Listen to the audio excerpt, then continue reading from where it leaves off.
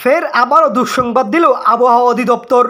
কখনো প্রাণ প্রকৃতি পুড়ছে তীব্র গরমে, আবার কখনো ভারী বর্ষণে বাড়ছে ভোগান্তি।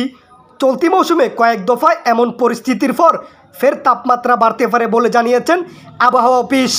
আবহাওয়াবিদ হাফিজুর রহমান স্বাক্ষরিত এক বিজ্ঞপ্তিতে বলা হয়েছে, সিলেট ও তার কাছাকাছি এলাকায় স্থল নিম্নচাপটি অবস্থান করছে।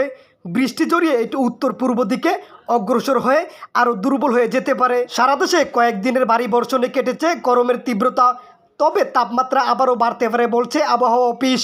যদিও এপ্রিল ও মে মাসের মতো পরিস্থিতি তৈরি হবে না বলে ধারণা করা হচ্ছে।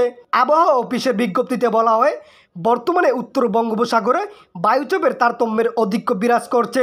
এ পরিস্থিতিতে মঙ্গলবার সকাল 9টা থেকে পরবর্তী 24 ঘন্টা ঢাকা, ময়মনসিংহ, চট্টগ্রাম ও সিলেট বিভাগের অনেক জায়গায়, বরিশাল ও রংপুর বিভাগের কিছু কিছু জায়গায় এবং খুলনা ও রাজশাহী বিভাগের 2-1 জায়গায় অস্থায়ীভাবে দমকা অথবা ঝড়ো হাওয়া বয়ে যেতে পারে।